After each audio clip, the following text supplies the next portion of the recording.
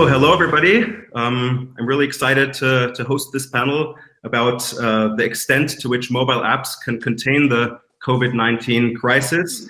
As you all know, WeAreDevelopers is the largest community of software developers in Europe. And in doing so, we like to produce exciting content for developers, which is not just tech content, but also content that affects us as a society, in a political context, and from an economic standpoint. At this point, I would like to thank Fit for Internet, the Austrian organization that aims to digitalize the Austrian population, for collaborating with us and making this panel possible. And I'm excited to introduce to you the three guests of honor we have today joining us in this panel. First and foremost, I would like to say hello to Antonella Mei-Pochtler, Special Advisor to the Federal Chancellor of Austria, Head of the Strategy Unit Think Austria, Co-Head of the Future Operations Clearing Board that has been set up to plan the post-Corona era. She's a long-standing Senior Partner and Managing Director and now Senior Advisor of the Boston Consulting Group and a member of various supervisory boards. Welcome, Antonella. Thank you. Next up, I'd like to say hi to Thomas Arnoldner. He's the CEO of 1 Telekom Austria Group, the largest telecommunications provider in Austria and one of the largest in the CE region.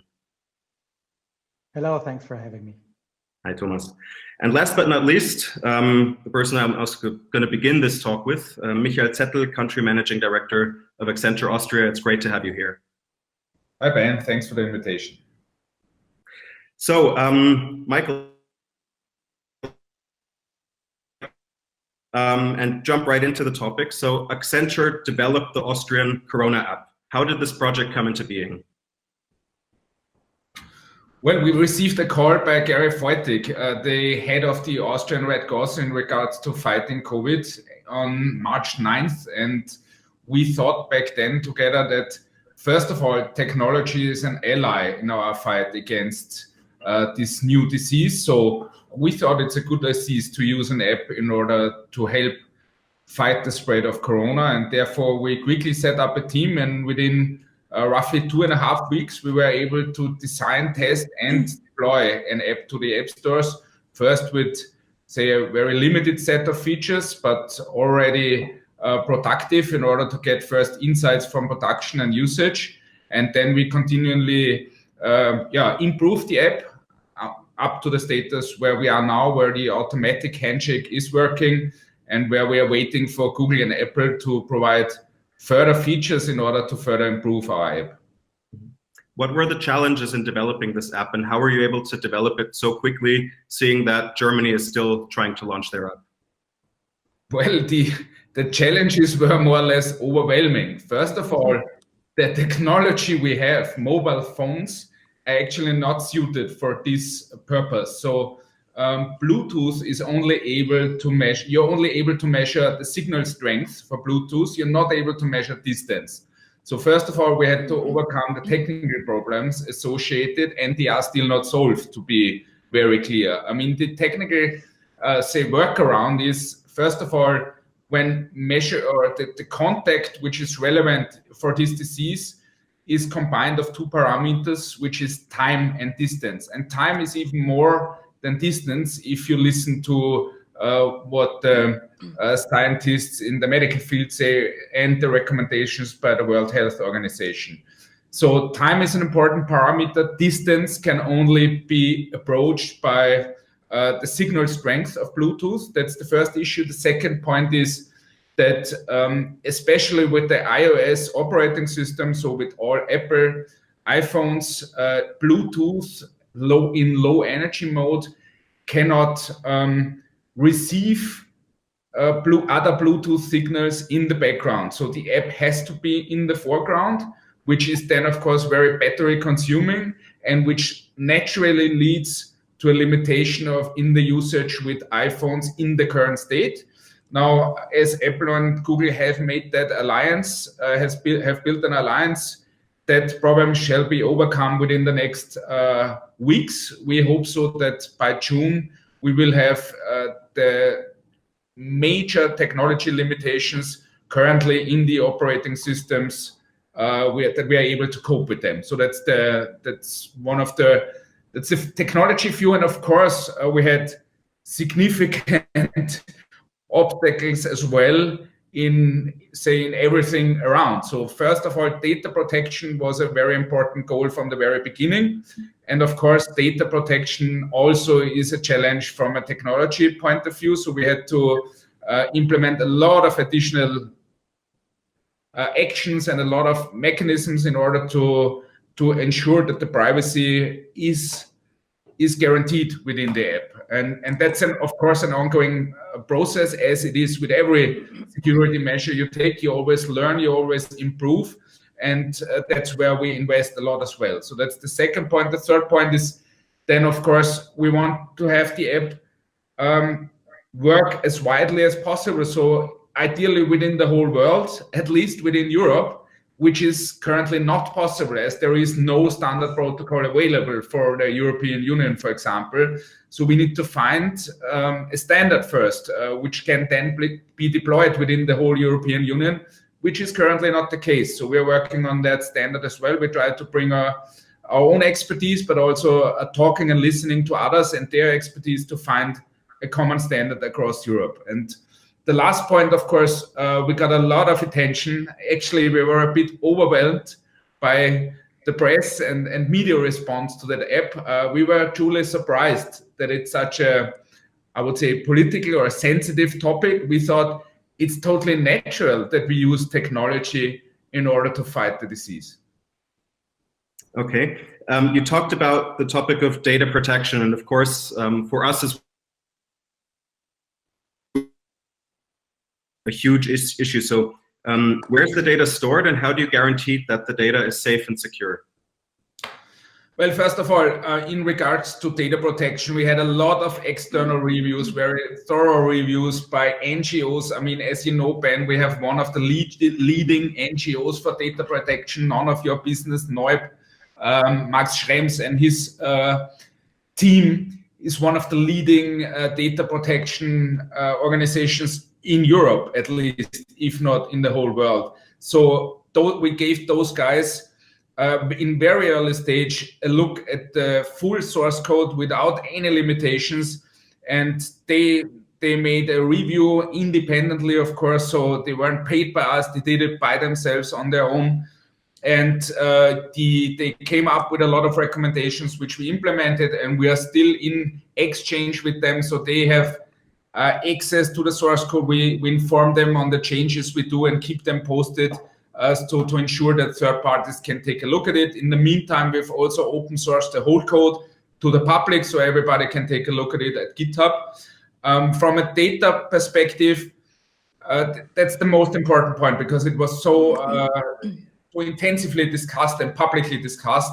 There is the only their contact data is only stored on the mobile phone itself. So nobody can access the contact data by any means, and it is stored anonymously, or to be technically correct, pseudonymically. So you can't access any personal data in this app. We can exclude that. So there's one point where we need to exchange information through a server, which is when we notify people. So if somebody wants to issue a warning or a positive result of a COVID test, then in this case, he has to give his telephone number in order to receive a transaction number, to have something like, or to have a security mechanism, so to make sure that it's your mobile phone from which the information was sent. And also when sending when issuing this warning, of course, the notification needs to be sent through a server. But again, this is done without the detailed contact data, but also only using anonymous data. Mm-hmm. How many users have downloaded the app so far? We have roughly 600K, so 600,000 downloads. And yeah, that's where we are. Of course, we hope for more. And we hope that that usage will significantly increase once the improvements by Google and Apple are available within our app. Okay. And one more question on the app. Have you considered incentivizing the use of the app? So for example, the EU politician Axel Voss, he suggested some ways how you could positively incentivize people downloading and using the app. You can be sure that we have tons of ideas on that, but it's a politically very sensitive topic, and I'll ask Antonella Mei-Pochtler to give better ideas on how to incentivize the use of the app. But there are many good ideas, and for example, I mean, to give you the small ones at least, we implemented a recommendation function. So actually this week, so just 1 or 2 days ago, with the new version, we implemented a couple of additional security mechanisms. And now you can also recommend the app to your friends. So that's a very small feature. And there are, of course, tons of other ideas. One is to have a campaign throughout more or less the whole society. And that is something we hope that the Austrian Red Cross will put further effort into this. Okay. Well, thanks. That's really interesting information. I'd like to continue with you, Antonella. Could you tell us about the work that you're currently doing with Think Austria and with the Future Operations Clearing Board with regards to, on the one hand, containing the coronavirus, and on the other hand, ensuring that the Austrian economy hits the floor running once we're in the post-COVID-19 period?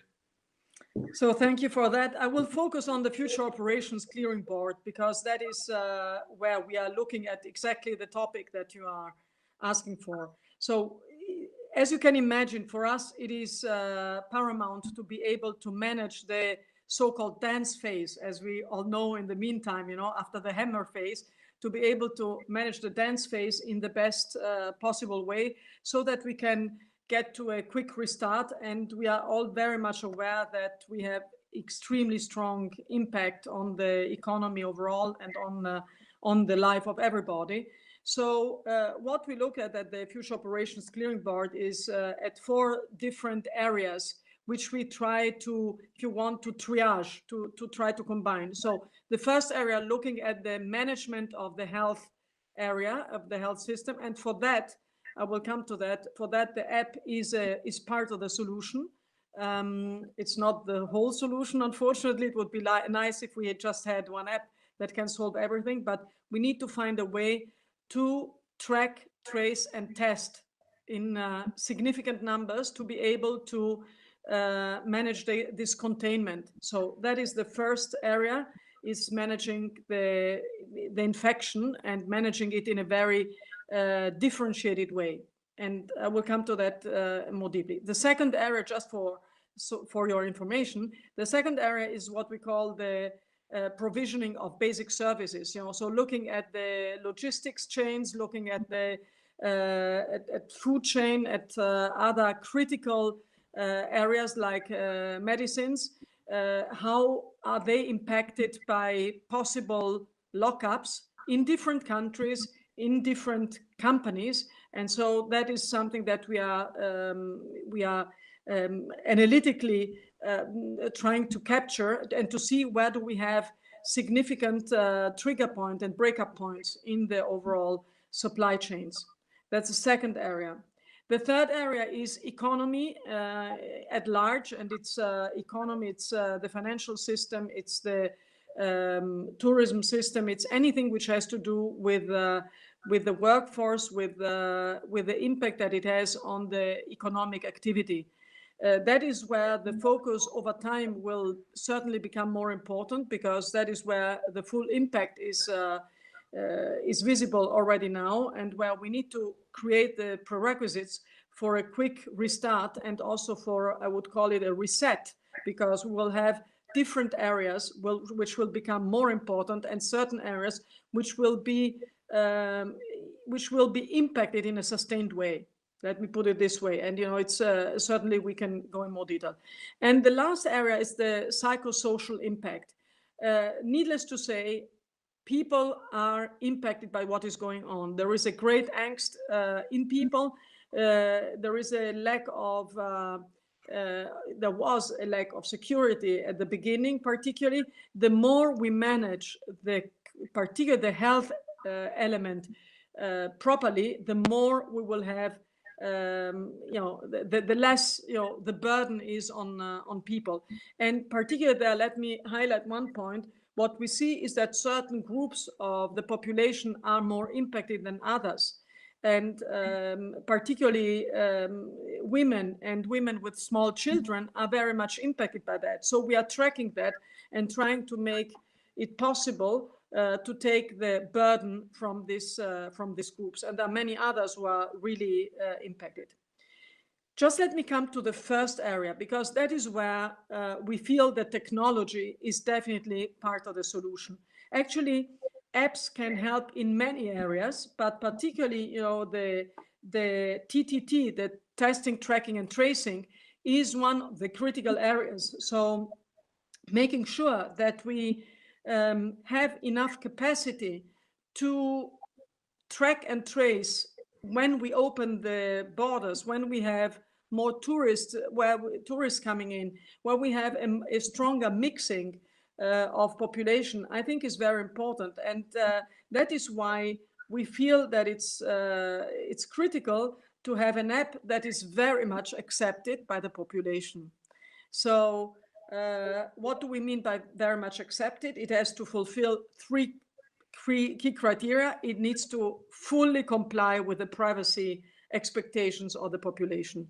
And there we have very clear, and I think, Michael was very explicit, we have very clear guidelines. It needs to be privacy compliant and it needs to be accepted. Second thing, it's usability. Now, on the usability, we all agree that it was a minimal viable product what was introduced, and I think it was a great proof of speed of bringing it to the market. It's still not as performing as we would love it to be. The more performing it gets and more usable it gets, the higher the acceptance, and I think that then people will like to use it. The third thing, and that is also mission critical, is interoperability. Because clearly, why do we need it? We need it because we want to make sure that we are able to act once we open the borders. So these are three key elements. But let me come to the fourth essential element. It's individual responsibility. We will never get control of this health crisis, of this infection, if people don't take the individual responsibility of making sure that we manage this in the proper way. And I do not think that we can forever manage it top down. I don't think that's what we want, and it's also makes no sense. It's not what we're used to, and it's also not going to work in general. We need to enforce enforce a sense of responsibility, if anything, but not enforce tools or other stuff, And that is what we totally think, and that is what we are clearly factoring in our considerations in the future operations board. Under which preconditions, taking this back to the topic of the app, under which preconditions does the Corona app fulfill its purpose? I think it will fulfill its purpose if it really works, in a hassle-free mode. I mean, usability, as I said, is essential, and I think that there are non-debatables, which is privacy. Clearly, that's a non-debatable. We don't need to discuss about that. Mm-hmm.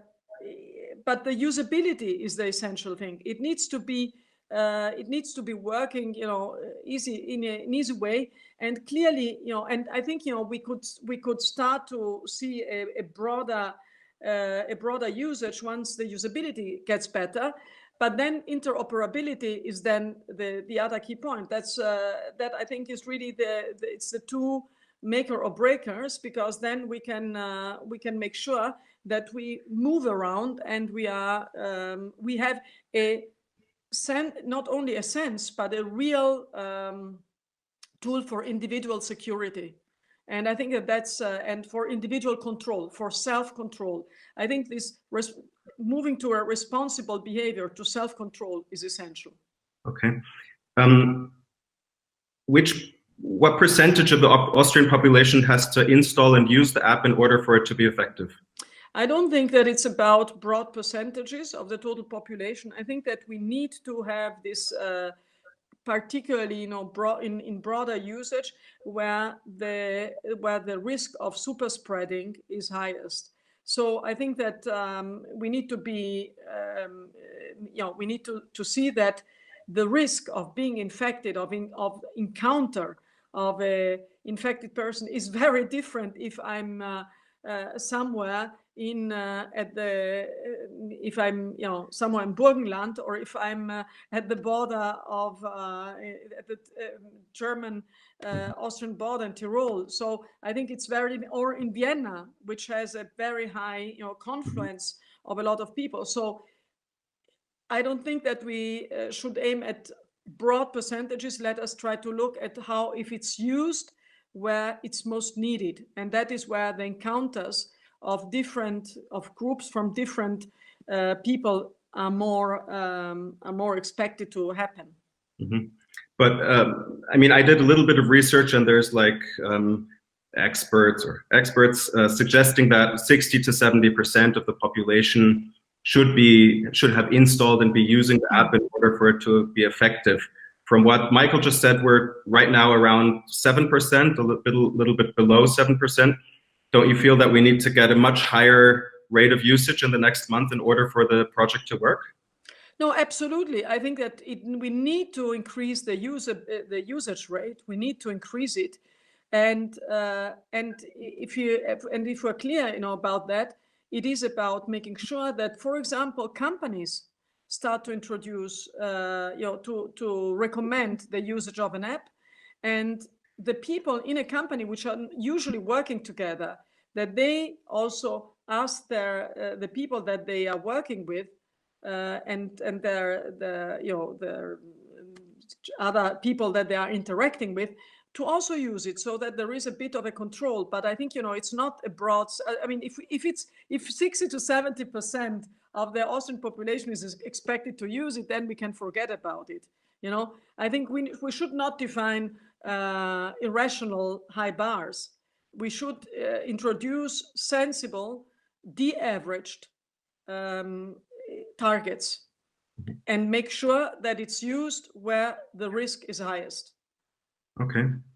Now, obviously, the whole topic of the app has created quite a media frenzy, a bit of a heated discussion on relevant or less relevant topics, and partially might have been taken out of context. One of the topics that the whole discussion focuses on, at least what I've been reading on, is that there's kind of two different aspects of the whole situation. The one aspect is saving lives, because let's face it, it is at the end of the day a virus that causes a lot of death, and saving lives is a priority and a responsibility that we need to take care of. But on the other hand, we have the topic of freedom of choice, democracy, and what do you think is more important? I mean, this is a clear question. I mean, freedom of choice, democracy is always more important than anything else. That's more important than anything else. But I think that we need to be, if we look at the discussion, I think that we are mixing a lot of things. You rightly said it is a matter of balancing the needs for health control with other needs.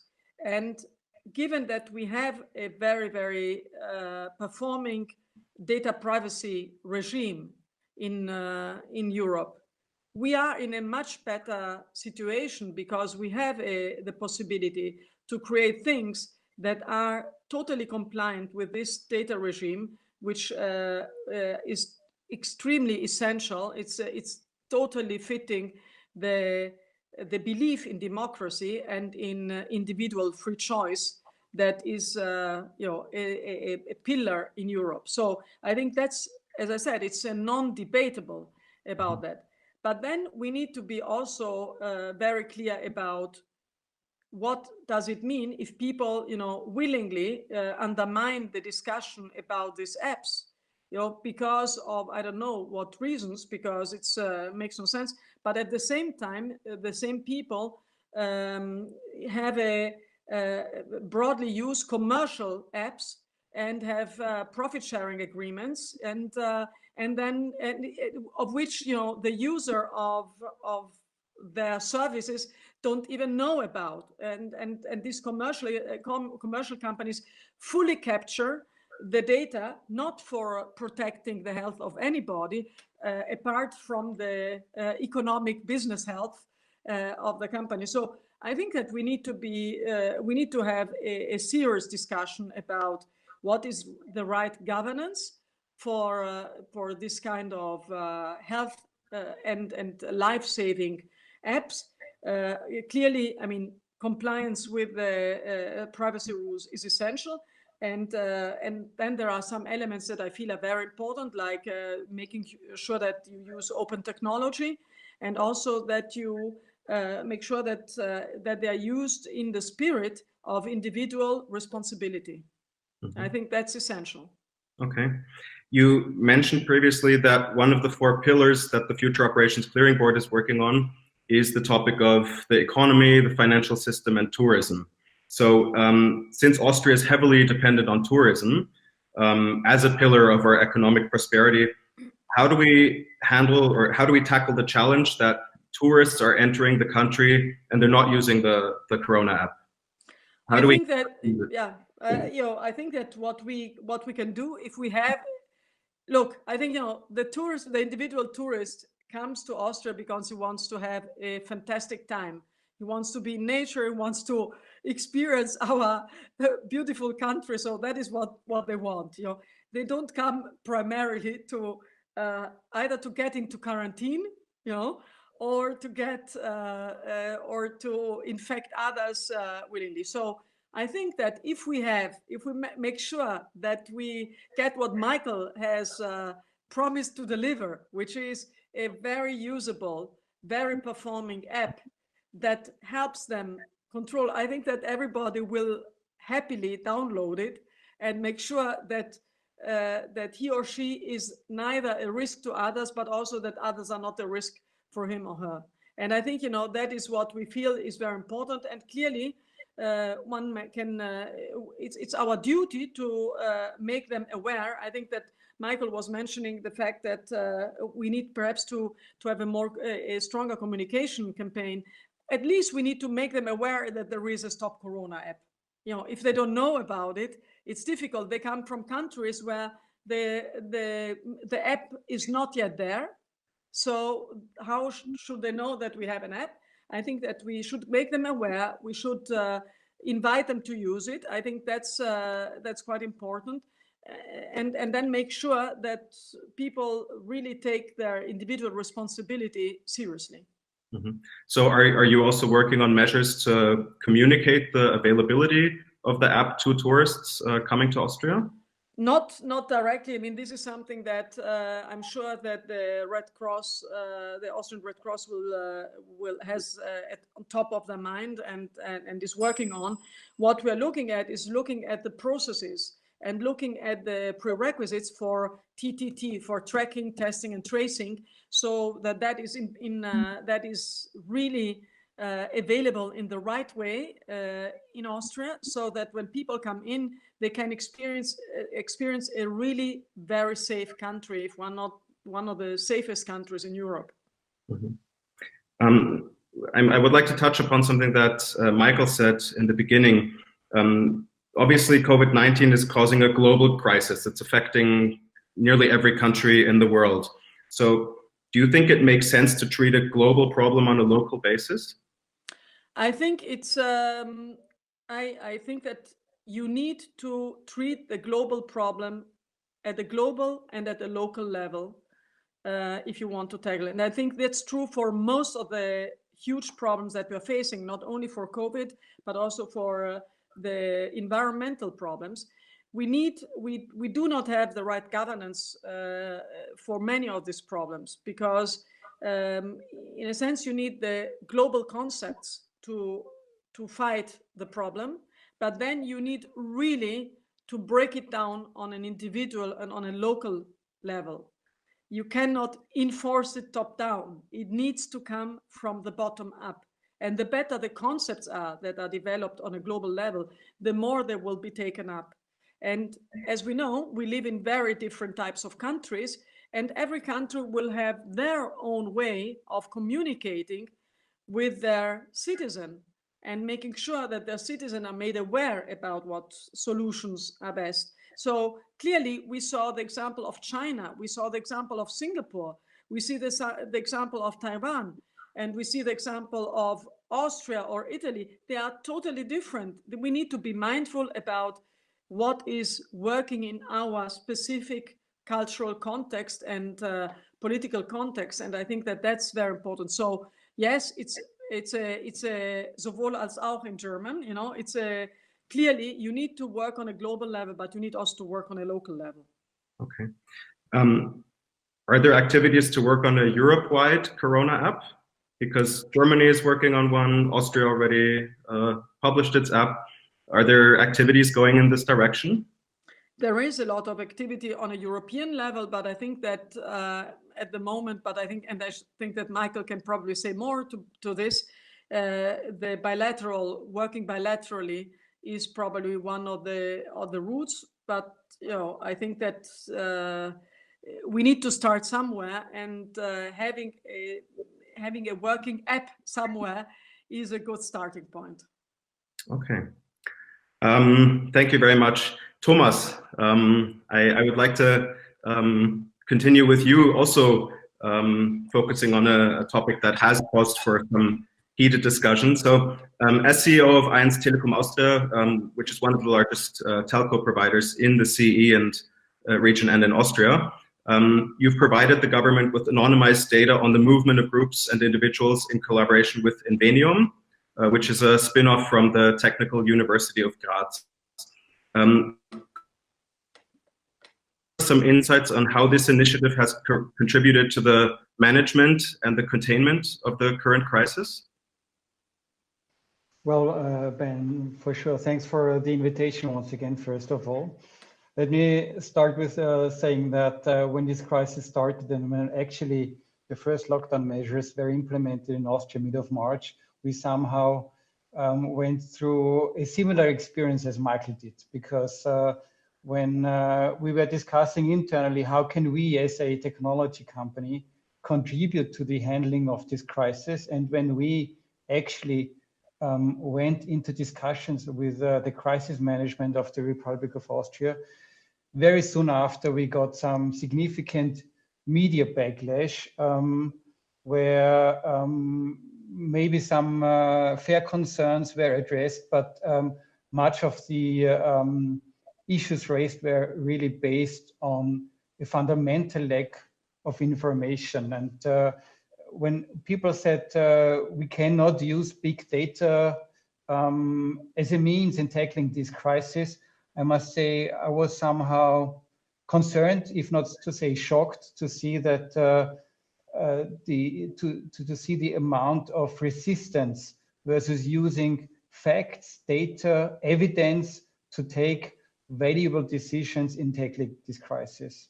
And I was shocked to see that people don't understand that not every use of data in handling this crisis does necessarily imply an infringement of fundamental rights such as the privacy. Let me explain what we do.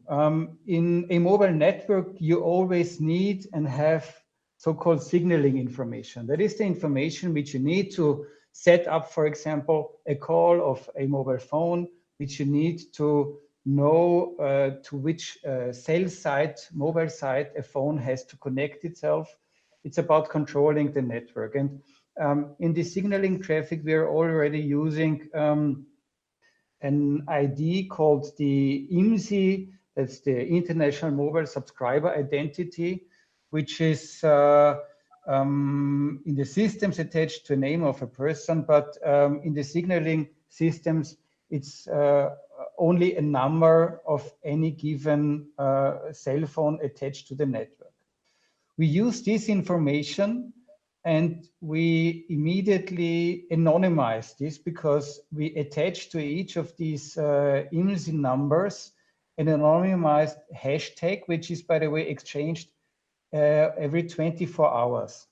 So also we don't have any historical individual patterns of customers. And we collaborate with a spin-off of the Technical University Graz called Invenium, which have very sophisticated algorithms in using these information to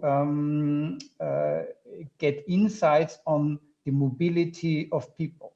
When I say people, I'm referring to anonymized aggregated clouds of peoples with a minimum lot size of 20 people or more. We do not have information on any individual movement of people. And this is, by the way, not the use case of this information. And that's another learning, that people really tend to mix up the different use cases in handling this crisis. What we were interested in and what we are providing to the crisis board of the Republic of Austria is information of the kind of how many people less have moved, for example, in the inner city of Vienna. How many people have not moved beyond a perimeter of 10 kilometers from their assumed, and we can not only assume because we don't have this information, from their assumed home. Because what we wanted to understand and what proved to be that's at least what the crisis management tells us, what proved to be very helpful to the crisis management is to understand to the extent of reduction of mobility when the lockdown measures were implemented and the extent of additional movement with every step of lifting these lockdown measures. The solution is fully GDPR compliant. It has been tested by external auditors. Even the head of the board of the Austrian so-called Datenschutzbehörde, the regulatory body taking care of the implementation and enforcement of GDPR, has confirmed that the solution is GDPR compliant. And we believe that is a very valuable piece of information in assessing the effectiveness of the lockdown measures. Now, having said this, I fully agree with what Michael and Antonella said before. I do believe that especially as technology companies, we do have a responsibility to provide technology, and we do have a moral obligation to provide technology which helps addressing these major crises. And even if the solution we are providing would constitute an infringement of fundamental rights, I really want to point out the fact that in all these use cases, we are using the technology to lessen the impact of the infringements on fundamental rights, because every day we are subject to much more material infringements of our fundamental human rights, such as the right to live, the right to live a healthy life, the right to an adequate standard of living. Just think about the existential threats to many businesses, to many individuals, which is at risk every day. We are speaking every day. Think about the freedom of movement, which has been inhibited all across the globe significantly, or just the right of peaceful assembly. And we're using technology in order to get back to at least more normal way of life with less infringements of fundamental rights every day. And I think it's a moral obligation actually to do this. And we should be asking ourselves what we would be asked if we would not provide.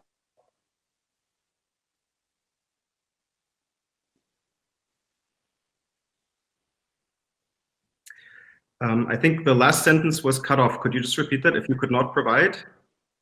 Well, if we are asked whether it's morally defendable to use technology, we also have to ask the question the other way around. Is it morally justifiable not to use technology which we have available to tackle this crisis. And I think that's one of the learnings also of this crisis, not only when we talk about apps or mobility insights. Without technology, we would not at all be in a position to handle the crisis we are handling it today. Think about how we would deal with the situation 10 or 20 years ago, or what happened 100 years ago in the Spanish flu. We would not even understand the DNA of the virus today. We would not be able to test it within hours. We would not be able to continue working in our home offices. We would not be able to educate our students and pupils at home, etc., etc., etc. So I understand and I take very seriously all the concerns, also with regards to privacy, when we use these pieces of technology. But I believe we really need to calibrate also our approach to technology and really embrace the fact that without technology, we would be in much better shape in handling this crisis. Mm-hmm. But this again brings us back to this topic of the ability to save lives, but at the same time, somehow infringing the freedom of choice of the population. Correct. And that's why I believe, and I think Antonella has beautifully described the important criteria when using these tools. Mm-hmm. And first, we need to be clear that we should not mix up use cases.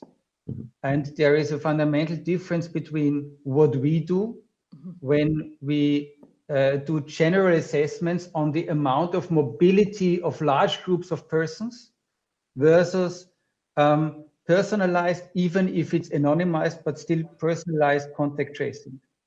And when we look into international examples, there are also examples around of voluntary or imposed trackings of quarantine measures, which is again another topic.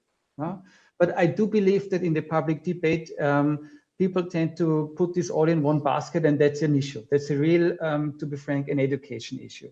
Secondly, I don't believe that with these measures, you are well advised to do it in a top-down approach, in a non-voluntary approach, as Antonella has described it, because especially in this crisis and in crisis mode, and we also know it from our businesses, it's about changing behaviors of large masses of people. Mm-hmm. And that's like a large transformation project in a company. Mm-hmm. And this does not work top-down. You need some enforcement measures for people who go, let's say, completely off track and to completely disregard all, let's say, all reasonable behavior. But for a large amount of people, you need to get the buy-in, and the buy-in requires trust. And looking forward, trust will be extremely important in handling the crisis, also when we talk about handling the economic crisis. And we need more trust in institutions, not less. Mm-hmm. And we will get trust only if we consider design principles like the privacy, like using anonymous data as much as we can use it, by using decentralized solutions, by storing data carefully, and by especially building on the voluntary participation of people and not on the obligation enforcement. I did a bit of research on how you collect the data and how you analyze the movement of groups of 20 plus individuals. Is it correct that you're solely tracking the data of mobile phones in the A1 Telekom Austria network? Yes, that's correct. However, and by the way, this use case has been around for some time. We also use this data, for example, to measure how many people are traveling on a train. Mm-hmm. Because that's also quite a challenge, because in the train you don't have It's not like on a plane where you have dedicated seating or you have physical barriers to enter the train. But as we do know, our market shares in given areas, and as this model has been calibrated also with external help, we have at least a very high confidence to calculate on the entire base of people. Would it make sense to collaborate with the other two telco operators in Austria to get a more granular database? Well, we would be open to do so. However, I do believe that the data we are able to provide is sufficient, sufficiently concise in order to draw similar conclusions today already. Okay. I have a bit of another example. I don't agree with the approach that was taken, but if we look at what the Israelis did, in mid-March of this year, it became public that Prime Minister Benjamin Netanyahu authorized Israel's internal security agency, Shin Bet, to use the location data of cell phones to help contain the coronavirus. So what they did is they actually tracked the movements of individuals who tested positively for COVID-19 and identified the individuals who came in touch with these infected people. And these individuals received text messages informing them anonymously of the fact that they had been in touch with an infected person. Just from a technological standpoint, would you be able to do this? Would you be able to build a system that allows us to basically cover the entire user base of the 1 Telekom Austria network anonymously in a safe and private method in order to effectively have the same result as what Michael and his team at Accenture have created with the Corona app? No, clearly not. Based on the technology we're using when we do the mobility insights, we are using more or less triangulation out of the mobile network. We are not using, for example, any GPS data from the cell phones. And with that, we can see if people move, let's say, from one community to another one, or if they move from Vienna to Linz or whatever. But we cannot sufficiently assess whether I would be sitting in a train next to you, or you are sitting at the beginning of the train and I'm sitting at the end. And it's actually also where we are not even interested in that information, and we don't have the technological access to that information. I think that's more a topic of the apps Michael and Antonella were referring to. Okay, but combining your data with GPS and Wi-Fi data, would that be an option? And perhaps with Michael's app? For us, it's not an option, because I do believe that the app is a very smart approach. I do have the app on my cell phone myself. I agree with Antonella and Michael. I think it's quite a long way to go in order to have it, let's say, fully functional and fully performing. But we also have to consider that I think in Austria, we have the advantage of having had a very early start. We have the advantage of having, from my non-expert view, the right setup from the beginning, with a decentralized approach, with a voluntary approach, with a very transparent approach based on open source. So I think we are going in the right direction, and I have quite some confidence that at the end of the day, it will help us tackling this pandemic. And we shouldn't forget this pandemic, from all what we hear and know, will be around for months, if not years. And we have now to prepare in order to handle what comes in months and years, right? So we are not at the end of the tunnel. I think we are at the beginning of the tunnel. And we have an early start in using technology. I think the app and the use case of track and trace is one thing. And what we can do in the network in assessing the amount of mobility is another use case, but we should mix the two. Okay. Thanks, Thomas. A question to all of you. What are the international kind of best practices that you've seen when it comes to using technology in order to tackle the virus? If you want, I can start, because this is what we have been looking into a lot. I think it depends, you know, clearly you can find a lot of interesting examples, particularly in Asia, where they had already the experience, the previous SARS experience, and that has sharpened their view on how to manage pandemics in general, and also sharpened the view on how to make the best use of technology. So I think that, you know, what we saw in South Korea, they have both, and I think that Thomas was also mentioning it. We speaking always of apps, but there are so many different apps. You know, there are symptom checking apps which are very broadly used in Korea.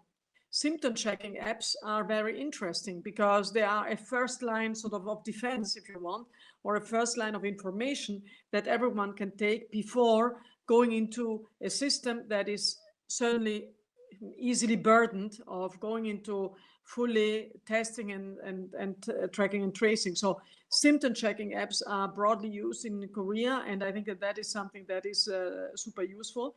Then they have tracking and tracing apps in use, but mainly also quarantine surveillance apps, which are used also not only in Korea, but are also used in Singapore and also used in Poland. You know, there we have quite interesting examples. You mentioned the Israeli example. I think that we have to see Israel is a country which is on constant high alert. And I think this being constant high alert allows to interact with the population in a very different way. You know, so we are not in a constant high alert, as we have seen. We need to create the sense of alert so that people can act, you know, responsibly. And so, what is working there? There are very interesting tools there, but they would not work here. So that is the other thing. What we have been also looking at is the potential use of immunity, of the immunity apps, which allow you to fully capture your testing process and the test result on your app so that you have it easily usable.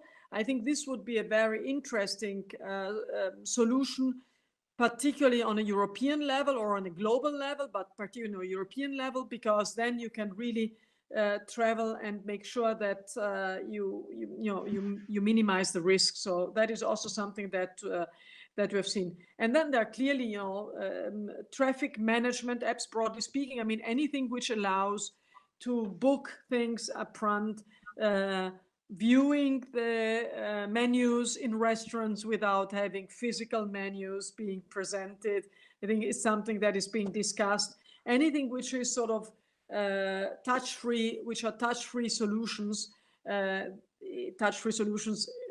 beyond your touching your own phone. I think that is something that are being used. And I think that if we look around, we have some countries which have been very active in working with that. Australia has introduced a very good tracking and tracing app. Singapore has used a combination of these apps. So these are the countries that we look into, but then we need to sort of factor it in that it should be used in Europe. Okay. Would you like to add anything, Thomas or Michael? I think that was already a very comprehensive summary of technologies available done by Antonella. What I really would like to reiterate is that I think actually with the two solutions used in Austria you have mentioned, we are at least leading or one of the leaders in Europe with the Stop Corona app, with I think, as I said earlier,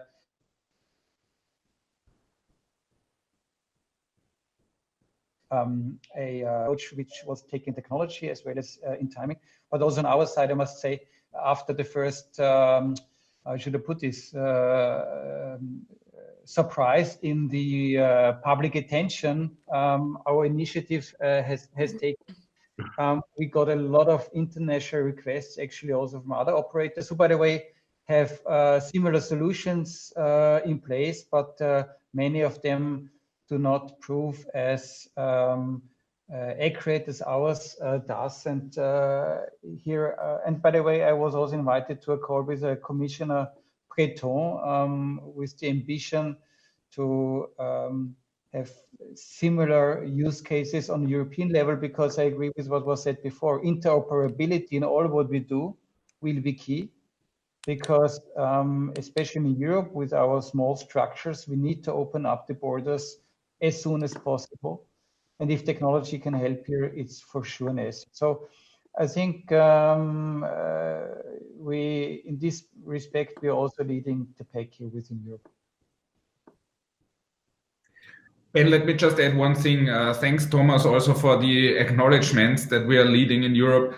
I think health, in speaking more generally, health is one of the most underpenetrated areas for the use of technology for good. So I truly hope that we see a push towards the use of technology in health in a more general way, such as using telemedicine, to give one example, and for a couple of other use cases where we could use technology in a far better way than we do today, based on, say, resistance in society, where technology really could make a difference. And that's what at least I hope that we can catch up on that and help to improve the overall situation of the health system through technology. But may I just build on something that Thomas has said before? I think, you know, the critical thing is really making sure that the population appreciates fully the value of technology in liberating us, in making us freer, in giving us our individual freedom of movement, freedom of speech, freedom of everything, you know. And the technology can help absolutely, but we need to probably invest significantly more in educating people, because there is a lot of mixing up things, you know, and general suspiciousness, big suspiciousness towards certain you know, solutions that are very, very important for the individuals and for the society, for the collective solution of the problems. And I think that that's where we jointly need to act and make sure that, particularly, you know, the younger generations are totally, you know, just have a full understanding of where the risks are and where the risks are not, and that they develop a good sense of trust and mistrust, and not just, you know, just the averaged mistrust towards certain people and total trust towards others. And I think, and going down to naivete, yeah. And I think that's what we need to be careful about. Okay, well, I think we're slowly coming to an end. I would really like to thank the three of you for your contributions. Antonella, I think it's great that you're taking such a helicopter perspective and tackling so many topics at the same time. Also, thanks for clarifying the data protection and the data privacy aspects that I think are very important to the population, and that you've also demonstrated, and we can confirm this with the research we've also done in preparing for today's panel, that it seems you've taken extraordinary amount of care to make sure of this. So yeah, thanks for sharing this knowledge with the WeAreDevelopers community, and I hope you have a great day. Thank you. Thank you very much. Thank you very much for the great invitation. Thank you.